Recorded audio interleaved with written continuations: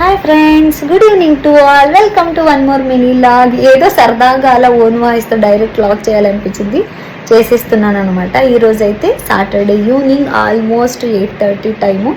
So ఇంకా kids వాళ్ళ మేనత్త వాళ్ళ ఊరికి వెళ్ళారు కాబట్టి నేను ఏం చేయాలో దిక్కు తెలియక అలా ఉండిపోయాను.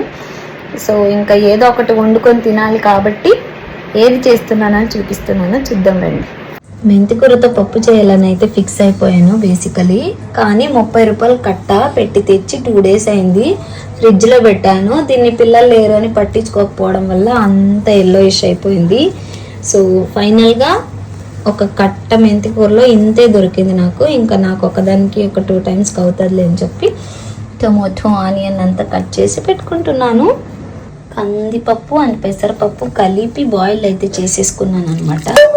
సో కుక్కర్లో కాకుండా ప్యాన్లో చేద్దామన్న ప్లాను. సో అందుకోసం ప్రిపరేషన్ స్టార్ట్. స్టవ్ అయితే ఆన్ చేసి ప్యాన్ పెట్టుకున్న. ప్యాన్ వేడయ్యాక ఆయిల్ వేసుకున్న, తగినంత ఆయిల్ని వేడి చేసుకున్న తర్వాత పోపు దినుసులన్నీ వేసేసుకొని బ్రౌనిష్ కలర్ వచ్చేదాకా వెయిట్ చేసి తర్వాత వెల్లుల్లి, పచ్చిమిర్చి, ఆనియన్ వేసుకొని అవి కూడా బ్రౌన్ కలర్ టర్న్ అయ్యేదాకా వెయిట్ చేసి 3 టమోటాలు ముందుగానే కట్ చేసి పెట్టుకున్నాం కదా, అవి కూడా వేసేసి లిడ్ అయితే క్లోజ్ చేసి మధ్య మధ్యలో కలుపుతూ ఒక 60 to 70% బాయిల్ లాగా వెయిట్ చేశాను అనమాట.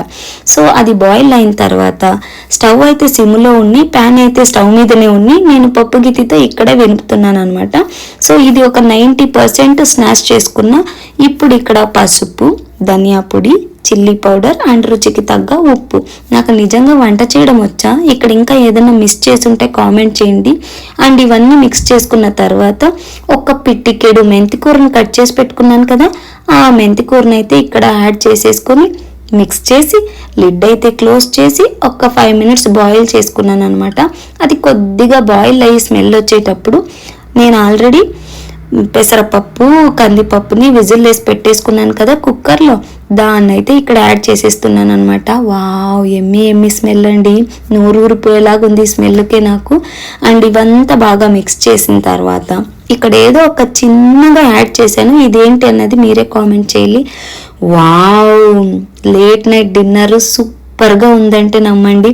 అలా చేసేసుకొని ఇలా తింటే ఎలా ఉందంటే మనసు ప్రశాంతంగా వీవ్ అన్నట్టుందనమాట. నాకైతే తగినంత అనే కంటే ఎంత తిన్నానో లెక్కలేదు. కడుపుబ్బ అయితే తినేసాను. ఇది ఇవాల్టి సాటర్డే డిన్నర్ లాగ్. అండ్ మీ లైఫ్ ఎలా ఉంది అన్నది అయితే కామెంట్ చేయండి. నేనైతే తగ్గేదిలా సూపర్ ఉంది, మంచిగా లాగిన్ చేశాను. ఇంకా లేట్ చేయకుండా 2 reels చేసేసి పడుకుందాం. Good night friends.